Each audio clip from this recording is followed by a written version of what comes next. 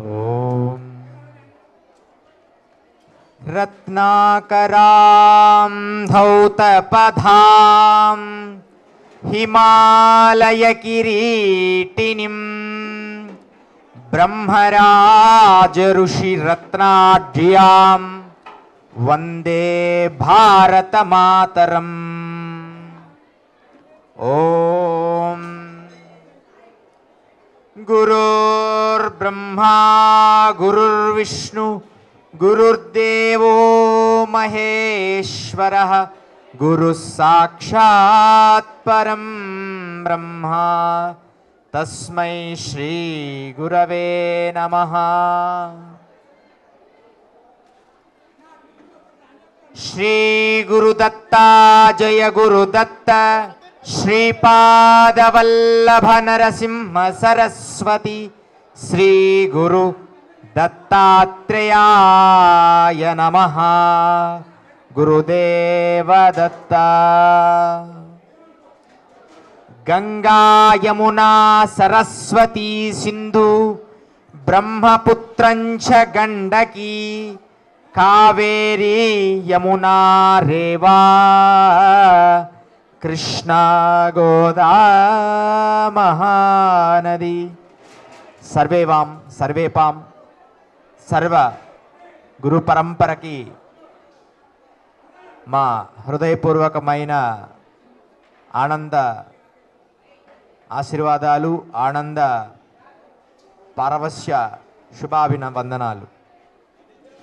సర్వమానవాళికి మేలు జరగాలి, సర్వమానవాళికి శుభం జరగాలి, సర్వమానవాళికి స్వస్తి ముక్తి ఆనంద ప్రాప్తం కలగాలనే సంకల్పమే పూర్ణమైన గురువు అనే పదానికి అర్థం.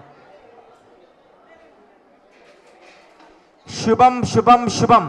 ఎప్పుడూ సద్గురువు తన శుభాన్ని కోరతాడు, శుభము మంగళకరము అనేదాన్ని.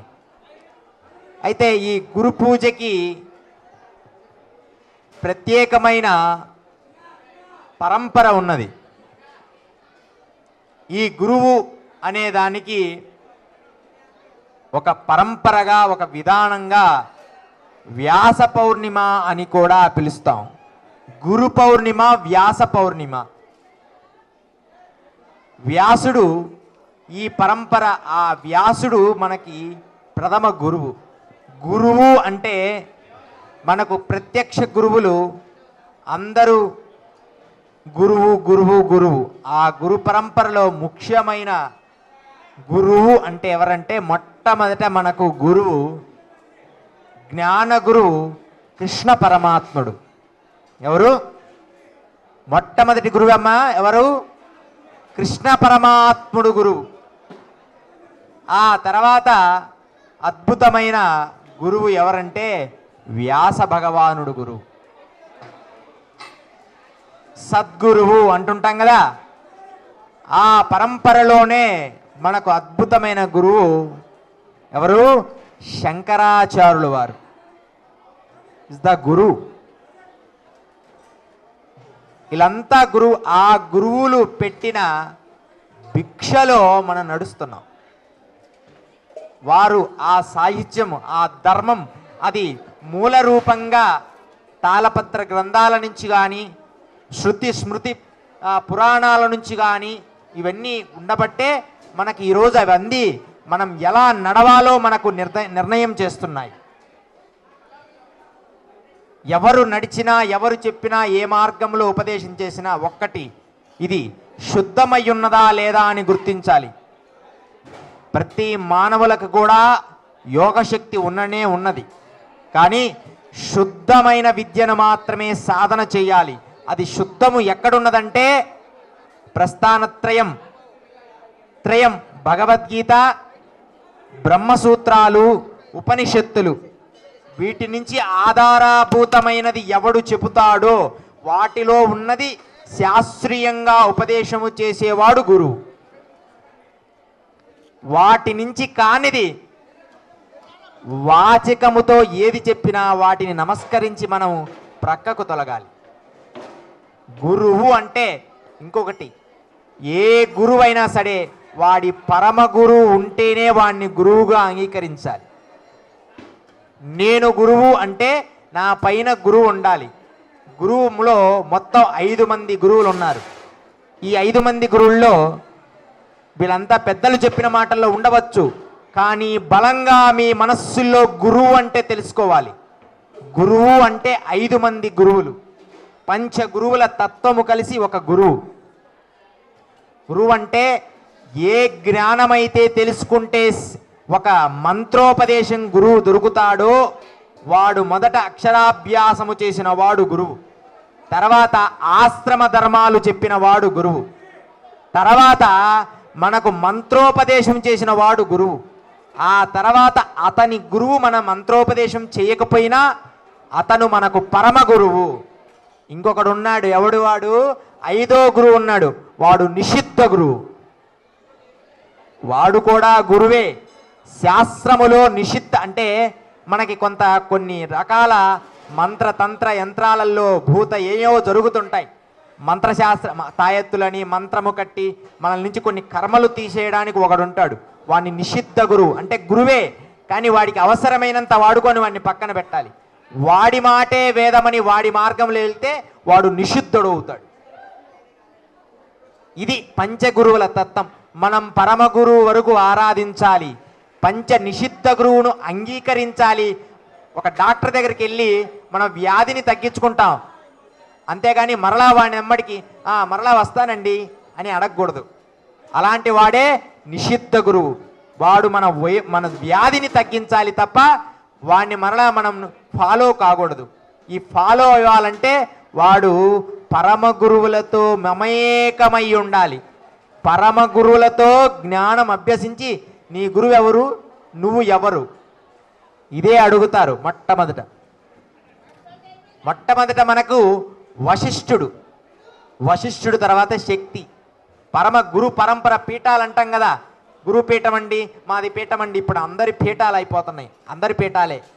ఈ పీఠాలన్నీ కూడా మనం అంగీకరించాల్సిందే, కానీ శాస్త్రీయమైన పీఠాలే మనకు సనాతనమైన పీఠాలను మనం శిరస్సు వంచి నమస్కరించి వారిని ఆదర్శము చేసుకొని మనం నడవాలి. వాటిల్లో మొట్టమొదటిది మనకి వశిష్ఠుడు, పరాశరుడు, శక్తి పరాశరుడు, శుకుడు, వ్యాసుడు. శుకుడు తర్వాత వ్యాసుడు, తర్వాత శుకుడు తర్వాత మనకు తెలియదు. ఇక శుకుడు తర్వాత కూడా గురు పరంపర కొనసాగింది. మొట్టమొదట గురు పరంపర కొనసాగింది ఈ మార్గమే. ఇది ఎలాంటిదంటే ప్రమాణపూర్వకమైనది. ఇంతకు ముందు గురుతత్వ బోధన గురు పరంపర లేదు. శక్తి తర్వాత పరాశరుడు, తర్వాత వ్యాసుడు తర్వాత మనకు కావాల్సిందంటే శుకుడు తర్వాత ఎవరు? గౌడపాదాచార్యులు. గుర్తుంచుకోండి, ఎవరు? గౌడపాదాచార్యులు. గురు పరంపర, గురువును ఆరాధిస్తూ వచ్చిన వాడు గౌడపాదాచార్యులు తర్వాత మనకు ఆ తర్వాత గోవిందపాదాచార్యులు వారు. వీరు ఇప్పటికి కూడా సశరీరంగా అన్ని యుగాలు కూడా జీవించే ఉంటారు. ఇలాంటి గోవిందపాదాచార్యులు గుహ నర్మదా తీరములో ఉన్నది. అది ఎంత కఠినమైనదంటే లోపలికి పాకుతూ వెళ్ళాలి, పీఠాధిపతులు కూడా ఎవరు వెళ్ళరు. అలాంటిది నర్మదా పరిక్రమలలో మేము చేస్తున్నప్పుడు చాలా కాలం క్రితం లోపలికి పాకుతూ, ఇక దాంట్లో పాములు కూడా ఉంటాయి, నల్ల కోబ్రాస్ ఉంటాయి, అన్నీ ఏమేమో ఉంటాయి, అన్నీ వాటన్నిటిని యోగ శక్తితో లయము చేసుకొని మనం పాకుతూ ఆ గోవిందపాదాచార్యుల గుహలోకి వెళ్ళాలి. అక్కడ వారి చిన్న రంధ్రం ఉంటుంది. ఎంత ఉందంటే ఇదిగో ఒక అడుగుమైన ఉంటుంది. ఇలా ఆ అడుగుమైన లోపల కూర్చొని ఉంటారు వారు. ఎవరికి బయటికి ఆ రంధ్రములో నుంచి ఎవరికి కనపడరు. అలాంటిది ఒక్క గొప్ప మహనీయుడికి మాత్రమే 2 పాదాలు. ఇప్పటి వరకు ఆ 2 పాదాలు పెట్టింది ఒక్క మహనీయుడికే. శక్తికి పెట్టలేదు, వశిష్ఠుడు పెట్టలేదు, ఎవరికి కూడా ఆయన పాదాలు దర్శనం ఇయ్యలేదు. గురువు తర్వాత ఆ పాదాలని ఒక్క మనిషికే చూపించాడు. ఆ జగద్గురు పరమ పూజ్య శంకరాచార్య స్వరూప పరమహంస పరివారికాచార్య జగద్గురు శంకరాచార్యులకు మాత్రమే ఆ పాదాలు దర్శనమైంది. అలాంటి గోవిందపాదాచార్యుల గుహలోకి నేను వెళ్ళాను. గోవిందపాదాచార్య తర్వాత శంకరాచార్యులు తర్వాతే మనకు 4 పీఠాలు ఏర్పడినాయి. గురు పరంపరని ఎలా కొనసాగించాలో మొత్తం వచ్చాయి. అఘోరులు కూడా యోగ మార్గములో అఘోరులు 4, 5, 6 పీఠాలు ఉన్నాయి. జూనాకాడ, హవనకాడ అని యోగుల్లో కూడా వాళ్ళు కూడా శంకరాచార్యుల నుంచి నడవాల్సిందే. శంకరులు ఖండించేశాడు.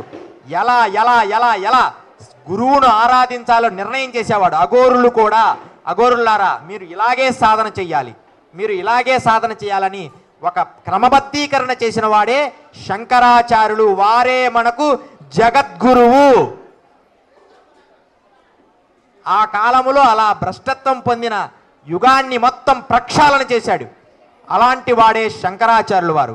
శంకరాచార్యులు వారి దగ్గరికి మొట్టమొదటికి వెళ్ళాడు. చిన్నతనంలో వాళ్ళ మేనమామ గారు ఏదో చూస్తున్నాడు. ఒకతను దొంగ ఉన్నాడు. అప్పుడు భాష సంస్కృతం మాట్లాడేవారు అందరూ కూడా. కానీ ఆ కాలంలో తక్కువ వాళ్ళు కూడా సంస్కృతం మాట్లాడేవారు. అయితే అది ఇప్పుడు ఆ కాలంలో ఇప్పుడు పాలీ భాష అనుకోండి. పాలీ భాష ఒకప్పుడు పామరుల భాష. అంటే సంస్కృతం మాట్లాడే వారికి ఈ పాలీ భాష అర్థం కాదు. అందుకనే దమ్మ అనేది పాలీ భాష అనేది ఒక అందరికీ అర్థమయ్యే భాష. అలాగే పూర్వకాలములో 4వ శతాబ్దములో శంకరాచార్యుల సమయములో సహజంగా మాట్లాడుకున్నప్పుడు ఒక పామరుడు చెట్టెక్కి కొబ్బరికాయలు దొంగతనం చేస్తాడు. ఆ కొబ్బరికాయలు దొంగతనం వాళ్ళ మేనమామ గారు చూసి, పూర్వకాలంలో బ్రాహ్మణులని ఉత్తముల వాళ్ళ దేహములని వాళ్ళ పంచలను తగిలేవారు కాదు, దూరంగా ఉండేవారు. ఎమ్మడే ఆయన పై కండవ తీసుకొని ఆ చెట్టుకు కడతాడు. అది తగలకుండా నువ్వు దిగలేవు, అక్కడే ఉండరా అంటాడు. నదీ స్నానానికి వెళ్తాడు. శంకరుల మామ వరస అవుతాడు ఒక అతను. స్నానము చేసి వస్తూ ఈ శంకరులు ఇదంతా గమనిస్తుంటాడు. బాలశంకరులు గమనిస్తూ ఏదో జరుగుతుంది. ఆయన ఏమనలేదు, పంచగట్టి వెళ్ళిపోయాడు. ఆయన వచ్చాడు, పంచ తీశాడు. దిగు, ఆ కొబ్బరికాయలన్నీ తీసుకొని వెళ్ళిపో. గురువుగారు క్షమాకరో అంటున్నాడు ఆ పామరుడు. క్షమించు స్వామి అని వాళ్ళ మామతో అంటున్నాడు. వెళ్ళిపో, ఈసారి ఇలాంటి దొంగతనం చేయగాకు, అవసరమైతే నన్ను అడుగు, నీకు కావాల్సింది నీకు ఇస్తా, దొంగతనం చేయరాదు అన్నాడు. ఇదంతా చూసి బాలశంకరుడు వచ్చి అడిగాడు మామగారిని, ఎందుకు ఆయన్ని దండించలేదు, ఏదో పోమన్నావు ఎమ్మడే అంటే. అప్పుడు అంటాడు ఒక మాట, చూడండి ప్రతి మనిషికి కూడా ఒక్క మాట ఎంత గొప్ప స్థాయికి పోతుందో. ఏమన్నాడంటే, మామ దేహదండనం అశాశ్వతం, మనస్సనే దండనం శాశ్వతం. అయ్యా నేను దేహాన్ని ఒక దెబ్బ కొడితే అది అశాశ్వతమైనది. మిమ్మల్ని నేను ఒక దెబ్బ కొట్టాను అనుకో, కొద్దిసేపు ఉంటుంది, నొప్పిపోతుంది. మనస్సు మీద దెబ్బ కొట్టాలి. వాడికి నేను మనస్సు మీద కొట్టాను, ఈసారి చేయకూడదు అన్నట్టుగా. ఇది చాంగో ఉపనిషత్పర అదం శిథిలం భవతి అన్నాడు. శంకరులకు మనస్సు కరిగిపోయింది. ఏమి చేయాలి ఈ సమయంలో? ఇది ఈ కాలంలో భోజపత్రాల మీద రచించిన చాంగో ఉపనిషత్. మనం అనుకున్నట్టు 4 వేదాలు కాదు, ఎన్నో శాస్త్ర వేదాలు ఉన్నాయి. అంటే శాస్త్రం అంటే ఇంక లెక్కలేని వేదాలు ఉన్నాయి మన శాస్త్రములో. అవన్నీ కూడా శిథిలం భవతి అన్నాడు. చాంగో ఉపనిషత్పర అత్ర శిథిలం భవతి. ఈ కాలంలో ఇప్పటికి అదంతా పాడైపోయింది, అది గోవిందపాదాచార్య గుహలో ఉందని శంకరులు తెలుసుకొని వెళ్ళాడు. శంకరులు తెలుసుకొని వెళ్ళి దేనికోసం వెళ్ళాడు? ఆ గ్రంథాలను మళ్ళీ పునరుద్ధరణ రాయాలి అని చెప్పి వెళ్ళాడు. గోవిందపాదాచార్య దర్శనం ఇయలేదు. శంకరులు పూర్తిగా ఆ భోజపత్రాల్లో ఉన్నంత తాళపత్రాల్లోకి రచించారు. ఈరోజు అలా రచించబట్టే మనందరం చదువుకోగలుగుతున్నాం. శంకరులు ఎంత సాహసం చేశాడో. అంతా రాస్తూ ఉన్నప్పుడు కావేరి ఆ నర్మదా నది ఉప్పొంగుతుంది. అక్కడ ఉండే నదులను ఉప్పొంగినప్పుడు అదంతా కమండలంలోకి పడతాడు. ఒక్క కమండలంలోకి ఆ జలాన్నంతా అలా బాలశంకరులు పెట్టి వచ్చేసింది శంకరులకి. ఎమ్మడే ఆ విషయం గోవిందపాదాచార్యులకు తెలిసింది. ఆయన గుహ దగ్గరికి పోగానే లోపల నుంచి అడుగుతున్నాడు, శంకరులను అడుగుతున్నాడు.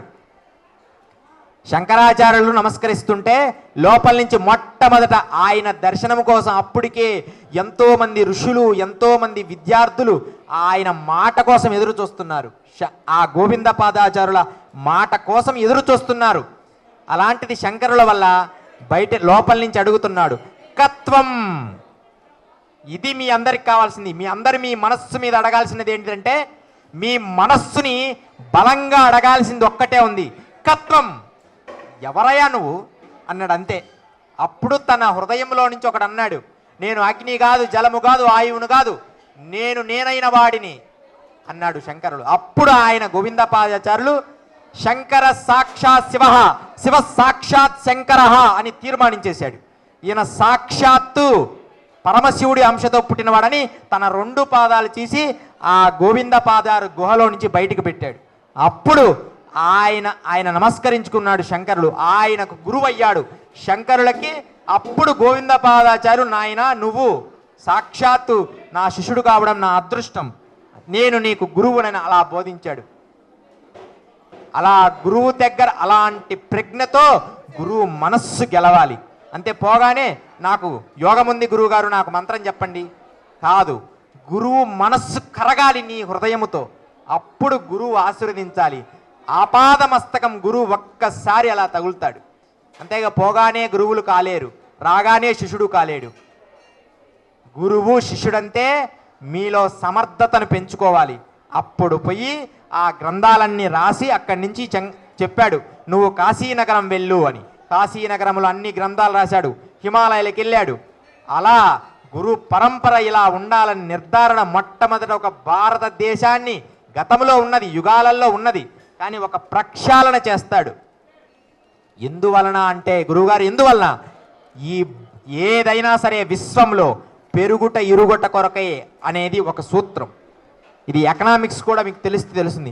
ఈ విశ్వంలో ఏదైనా సరే పెరుగుట విరుగుట కొరకే. ఒకానొక కాలంలో వేగవంతమైన అంత పెరిగిపోయింది. ఎవడి ఆచారం వాడిదే, ఎవడి శిరస్సు నేనే గురువు నేనే గురువు నేనే గురువు నేనే గురువు, అందరూ గురువులే అయిపోతే అందరూ గురువులే, అందరూ రకరకాల విద్యలు చెబుతున్నారు, ఒక ప్రమాణమైన విద్య లేదు.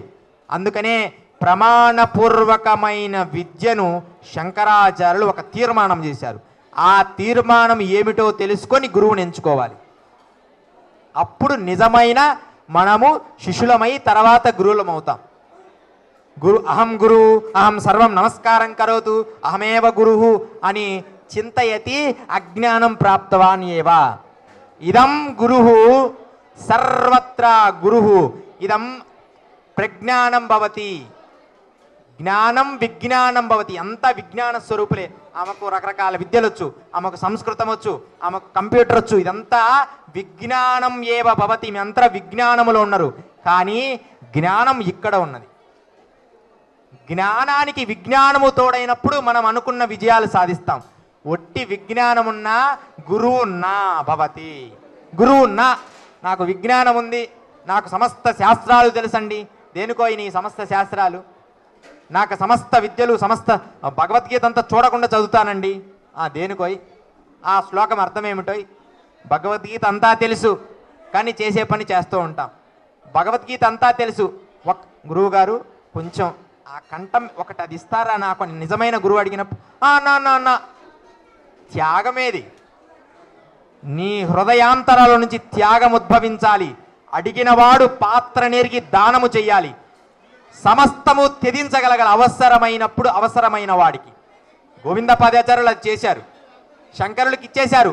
ఆయన పుణ్యమా అంటూ కొన్ని లక్షల మంది వేల మంది ఆయన పాదాలు నమస్కరించుకున్నారు. ఆ కాలాంతరాల్లో నేను దర్శించిన తర్వాత కాలాల్లో దానికి ఒక శంకర శిలాపలకం సిమెంట్ వేసి అతికిచ్చేశారు. ఎందుకంటే ప్రతివాడు లోపలికి ఏళ్ళు పెడుతున్నాడు. అది లోతుగా ఉంటుంది లేండి, దాంట్లో ఏదో ఈ చీటీలు ఇసిరేస్తున్నారు. ఇప్పుడు దానికి ఒక శంకరాచార్యులు 4 పీఠాలను పెట్టి ఒక రాయిని అతికిచ్చారు గుహ లోపల. ఆ తర్వాత నేను పాకుతూ వస్తున్నాను, గుహలో నుంచి పోయాను, పాకుతూ వస్తున్నాను. అది చాతుర్మాసం చేసే సమయం. ఎమ్మడే ద్వారకాపీఠాధిపతి స్వామివారు ఆ ప్రాంతంకి వచ్చేసాడు. చూసి అక్కడికి పిలిపించుకొని అక్కడ 2 రోజులు ఉన్నాం అనమాట. స్వామివారు ఉంచుకున్నారు ఆశీర్వదించి.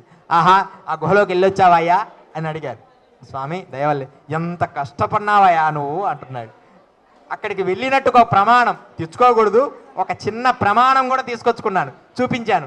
ఆ లోపలి గుహలో ఒక విచిత్ర ప్రమాణాలు ఉంటాయి, అది ఎవ్వరికూ తెచ్చుకోలేరు. అది తెచ్చుకున్నావే అన్నాడు ఆయన. ఇప్పుడున్నారు ద్వారకాపీఠాధిపతి. నమస్కరించుకొని 2 రోజులు ఆయన ఆశ్రయం పొంది ఆ ద్వారకాపీఠాధిపతి చాతుర్మాసం చేసే స్థలానికి 1 కిలోమీటర్ దూరంలోనే ఉంది ఈ గుహ. అక్కడే నిర్మాణం చేసుకున్నాడు నర్మదా తీరంలో.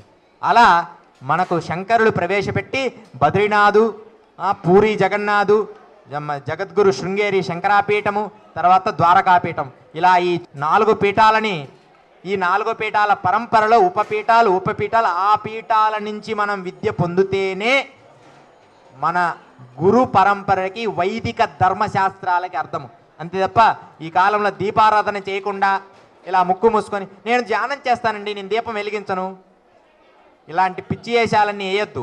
భారతీయ సనాతన ధర్మం దీపం జ్యోతి పరబ్రహ్మ దీపం సర్వతమోపహ దీపేన సాధ్యతే సర్వం సంధ్యాదీపం నమోస్తుతే.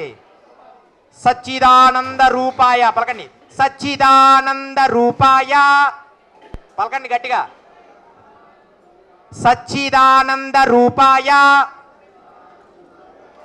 నమోస్తు పరమాత్మనే జ్యోతిర్మయ స్వరూపాయ విశ్వమాంగళ్యమూర్తయే.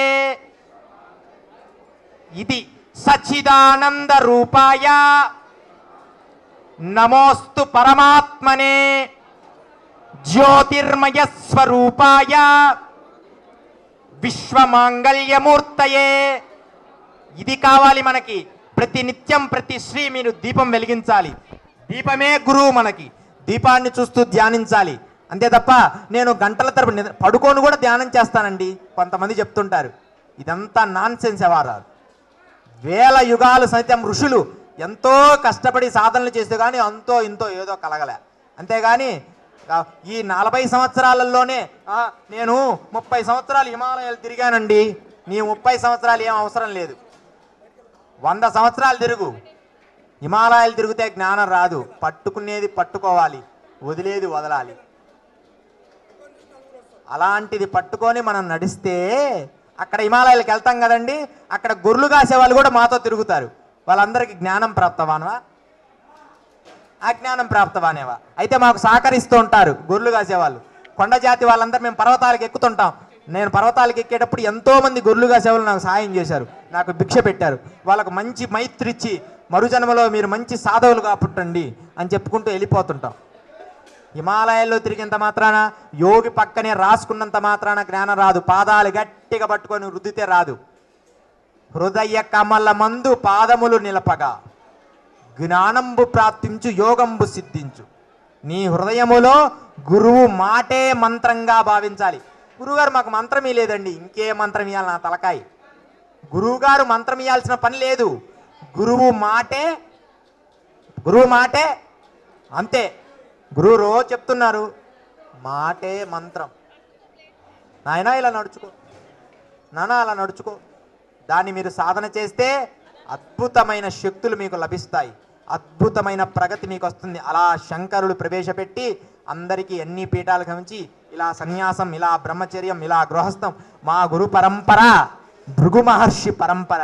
మా భృగు మహర్షి సాంప్రదాయంలో అమరయోగి, అమరనాథు, రకరకాల గురువులు 270 సంవత్సరాలు ఇంకా జీవించే ఉన్నారు. మా గురువులు ఇద్దరు, మిగతా వాళ్ళు నాకు తెలియదు కానీ వీళ్ళిద్దరు ఉన్నారు. ఇలా గురు పరంపర ఈ జగత్తుకు అందించింది భృగు మహర్షి సాంప్రదాయం.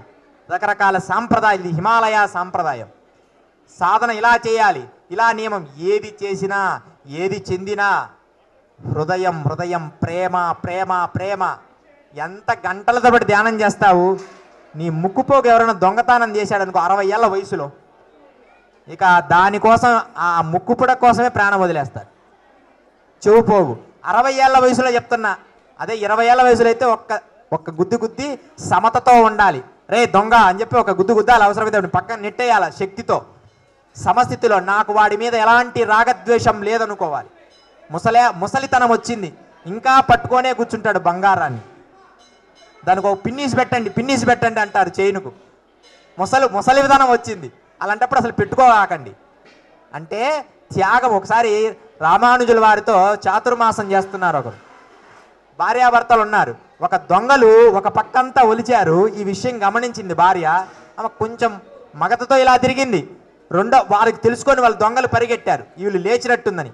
ఎమ్మడే భర్త ఏమైందంటే, ఈ పక్క దొంగలు ఒలుచుకున్నారండి, ఈ పక్క కూడా తీసుకుంటారని ఇలా కదిలానండి అన్నదామె. ఎంత త్యాగమో కదా. వాళ్ళు ఉరికి వీళ్ళు కూడా వారెమ్మడి దొంగలెమ్మడి పడి, ఈ అమ్మాయి నాయనా నాకు అవసరం లేదురా, ఈ పూర్తిగా మీరే తీసుకొని మీ భార్యలకు పెట్టుకోండి అన్నదామె. త్యాగం ఏవ గురువు. ఇలాంటి జ్ఞానం కలగాలి మిత్రులారా. రోజు దీపం పెట్టాలి. ఫస్ట్ ఏంది, ఇంట్లో స్నానం చేసి ఉదయం పూట దీపం పెట్టాలి. భర్త అనుమతి లేకుండా ఏ దీక్షలు పొందరాదు. బర్త్డే చేసుకోండి.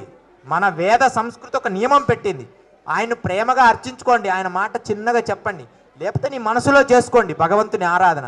అంతేగాని నా గురుమంత్రం కావాలని ఎవరికి ఇష్టం లేపని ఇగో నేను మాంసం తినకూడదు నువ్వు తినగాకు ఇలా అంటే వారి భర్తకి ఇష్టమైనది పెట్టండి, తనను మార్చుకోండి ప్రేమగా, అంతే. మీకు ఆ శక్తి ఉండాలి. భారతీయ స్త్రీలకి ఇలాంటి తులసి కోట చేసుకోండి. ఏ గురువు అవసరమ్మా? రుక్మిణీదేవి ఎవరి దగ్గర శిశరికం చేసిందమ్మా? రుక్మిణీదేవి ఎవరి దగ్గర శిశరికం చేసింది? కృష్ణుడిని కూడా తూపేసింది పైకి ఒక్క తులసి చిన్న ముక్కతో. అలా మీరు తులసి కోట పూజ చేసుకోండి, దీపం వెలిగించుకోండి. ఉదయం సాయంత్రం ఒక ముగ్గు ఉంటుంది. ఈ ముగ్గు నేను చెప్పాను, ఇలా ఒక ఫస్ట్ పైకి ఇలా అయిన ఇలా అయింది, మళ్ళీ అక్కడి నుంచి ఇలా 6 కోణాలున్న ముగ్గు వేయాలి. తులసి కోట దగ్గర 6 కోణాల దగ్గర పసుపు కుంకుమ వేసి దీపం పెట్టండి. రోజు అర్చించండి. 1 సంవత్సరం తులసి మాతను ఆరాధించండి, మీకు ఎలాంటి శక్తులైనా వస్తాయి. సూర్యునికి అర్ఘ్యం వదలండి రాగి చెంబుతో, చాలు. మీరు ఏ గురువులు ఎమ్మడి పడాల్సిన అవసరం లే. ఎందుకంటే ఎవడు ధర్మగురువో ఎవడు ఏమిటో ఎవడికి తెలియదు. వాణ్ణి పట్టుకున్నప్పుడు లోతుగా పట్టుకోవాలి. ఇలా శంకరులు మనకి ధర్మము ఇలా ఉండాలి, స్త్రీలు ఉండాలి, పురుషులు ఉండాలి, గురువు ఇలా ఉండాలి, వేదం ఇలా చెప్పాలి. అంతేగాని అందరు యోగులైపోయి అందరూ ఉపదేశాలు మొదలు పెడితే వాటికి శాస్త్రం ఏది? శాస్త్రము ఉండిన దాన్ని కొంచెం ఆలస్యమైనా పర్వాలేదు, 1 సంవత్సరం వాడిని దూరంగా గమనించండి, ఆ తర్వాతే గురువును పట్టుకోండి. అలా మీరు సద్గురువును పట్టుకొని ఈ గురు పౌర్ణమి పవిత్రమైందని, ఈ మాటల్లో మీకు ఏదైనా మంచి విషయాలు నచ్చితే తీసుకోండి, నచ్చని విషయాలుంటే పక్కన వదిలేయండి. ఇలా మీరు ధర్మకార్యాల్లో సిద్ధి పొంది సద్గురువుని చేరండి. గురువు అంటే నీ లోపల ఉండే జ్ఞానం. గురువు శిష్యుడు వేరు కాదు. నిజమైన గురువు, ఒక్క మాట చెప్పి ముగిస్తాను. నిజమైన గురువు అంటే ఎవడంటే నిజమైన శిష్యుడికి శిష్యుడై సేవ చేసేవాడు. ఎంత బరువో కదా, జన్మాలు వాడిని మా నెత్తిన పడినట్టే. నిజమైన శిష్యుడు ఎప్పుడు దొరుకుతాడని చూస్తాము, వాడిని జన్మాంతరాలు మోస్తాం. కానీ అలాంటి శిష్యులు మాకు కనపడటం లేదు. నిజమైన గురువు అంటే శిష్యుడికి శిష్యుడై సేవ చేసేవాడు గురువు. అహం గురువు జరా ఏంది ఇది? వాడి నిజమైన శిష్యుడైతే ఆటోమేటిక్గా వాడు అలాగే ఉంటాడు శిరస్సు వంచి. వానికి మనం ఆత్మ సాధనలో శిష్యుడై సేవ చేయాలి. అలా సేవ చేయడానికి ప్రయత్నం చేస్తుంటా. అప్పుడప్పుడు కొన్నిసార్లు ఫెయిల్ అయిపోతుంటా, కొంతమంది పారిపోతుంటారు, ఎన్నెన్నో ఇబ్బందులు పడుతుంటా. తర్వాత ఇంకా చెప్పకూడదు అనుకుంటా, మళ్ళా ఎవడో కూడా వస్తాడు, దేవా నీ శరణాగతిని కాళ్ళు ముక్కుతాడు. ఒక 6 నెలలు చూస్తా, ఇంకా పర్వాలేదు వీడికి చెప్దామనే సరిగ్గా ఒక పరీక్ష పెడతా.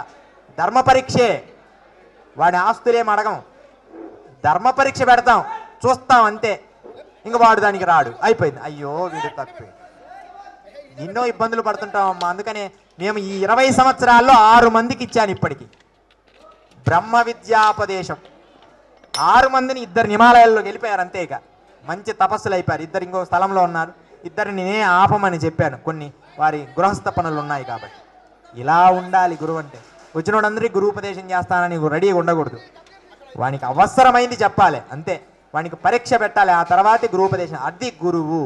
ఇలా గురు పరంపర మనకు శంకరాచార్యులు, మనకు పెద్దలు చెప్పిన రామానుజాలు, రకరకాల గురువులు వచ్చారు. వారి పరంపరలో శంకరులు రామానుజులు వారి పరంపరలో మీరు ఏదో ఒక దాన్ని ఎంచుకొని, మార్గం ఉన్నదాన్ని ఎంచుకొని, సనాతన ధర్మం ఉన్నదాన్ని ఎంచుకొని, వ్యాసుని గౌరవించిన వాడిని ఎంచుకొని, శంకరాచార్యుల్ని గౌరవించిన వాడినే మనం ఎంచుకోవాలి. అదే నేను మీ అందరికి చెప్పకోరేది. అదే నిజమైన గురుత్వము. గురోర్ బ్రహ్మ గురోర్ విష్ణు. పలకండి, గురు బ్రహ్మ గురు విష్ణు. పలకండి భజనలాగా, గురు బ్రహ్మ గురు విష్ణు గురుదేవో మహేశ్వర గురు సాక్షాత్ పరబ్రహ్మ తస్మై శ్రీ గురవే నమః. గురు బ్రహ్మ గురు విష్ణు గురుదేవో మహేశ్వర గురు సాక్షాత్ పరం బ్రహ్మ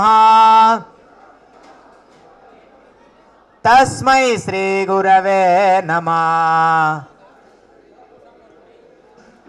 జయ జయ గురుదేవా, జయ జయ గురుదేవా, గురుదేవా జయ దేవా, శ్రీ గురుదేవా నమోస్తుతే. గురుదేవా జయ దేవా, శ్రీ గురుదేవా నమోస్తుతే. ఓం శ్రీ వేద వ్యాస మహర్షి భగవానికి, ఓం శ్రీ వేద వ్యాస మహర్షి భగవానికి, శ్రీ పరమహంస శంకరాచార్యుల భగవానికి, ఓం శ్రీ సద్గురుమూర్తులకి, శ్రీ గురుదేవ దత్త భగవానికి, శ్రీ గురుదేవ దత్త. ఓం పూర్ణమద పూర్ణమిదం పూర్ణాత్ పూర్ణమదచ్యతి పూర్ణస్య పూర్ణమాదాయ పూర్ణమేవావశిష్యతి. సర్వం మమ హృదయం భవతి. మీ అందరూ నా హృదయంలో ఉండి నా హృదయానికి ఈరోజు మీకు చెప్పుకున్నాను. జయ గురుదత్త.